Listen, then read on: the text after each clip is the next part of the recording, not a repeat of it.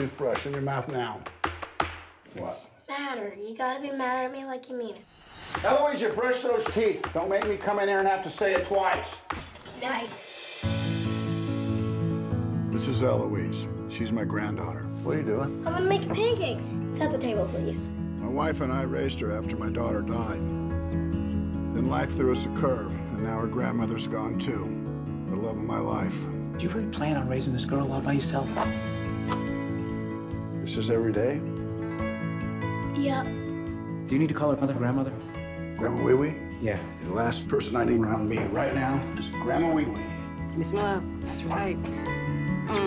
You got a plan for Eloise in light of all this?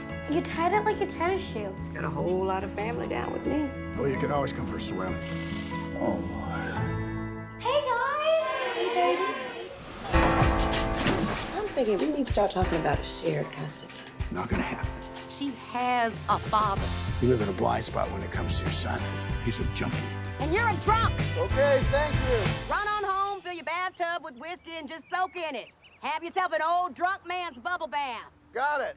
Good. So it's very much an honor to be sitting across from you today. Thank you. I appreciate that. Absolutely. You know, I want to know, when it comes to Black or White, you know, the film itself is so indicative to where we are as a country right now. Can you speak a little bit about if that drew you towards the film? Well, sadly, I maybe am one of those people who thought that at this time in our history that any discussions about race would be an anachronism, but that's not the case. What drew me to the story was the story itself, that the whole question of race is presented in a way that is manifested in this beautiful biracial child.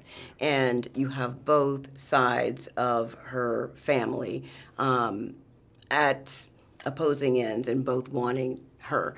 And to me, that is indicative of our society as well. Custody battles, children at the center of custody battles, how we deal with grief.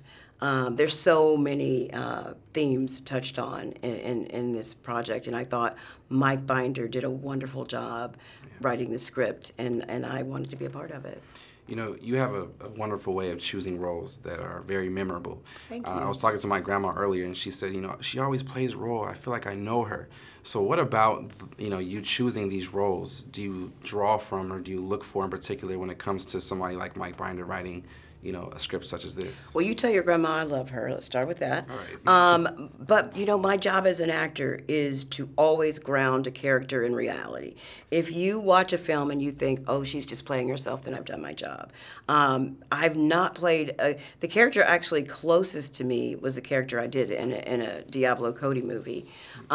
So that's my job, is to always ground her in truth, or well, obviously her, because I can't play a man, but ground the character in reality. So that makes me happy that the characters resonate with her and she feels like she perhaps could know them. That makes my day, actually. Absolutely. You know, Cicely Tyson, I had a chance to interview her one time. I love Miss Tyson. And she said that she didn't always have the luxury to choose a role that she wanted because she had a responsibility to portray herself to represent all African-American women.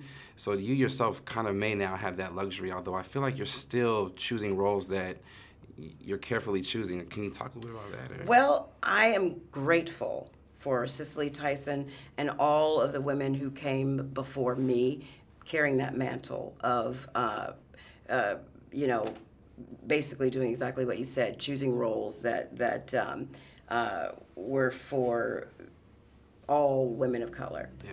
I'm very selfish. I cannot take that on. I only choose parts that resonate with me and that will allow for me to grow as a person. And I hope that they resonate with people, and I hope that you know, that people grow and learn from them the same way that I have. But I just can't make choices based on what everybody else will think, because then every decision in your life will be based on what other people think. I can't take that on. I'm sorry. Well, I understand. If you just say what you would like people to take away from this film as they go see it starting January 30th. I hope that people understand where we are right now in our nation is a very delicate place. Yeah. And the wonderful thing about our film is that while it examines the question of race, it does so in a way, I think, that will allow for people to see the person opposite them as a person. And you come to that conclusion by understanding the journey that each side has to go through to see the other person opposite them. And they're family members. And if it happens in families, then why wouldn't, or why couldn't it happen, I don't know, in our society at large? Well, thank you very much for being a part Thank you. of it. And what's, you know, what's, Kevin, honey, you need to be on all of the lists. Those are some great questions and completely different. Very much. Thank you.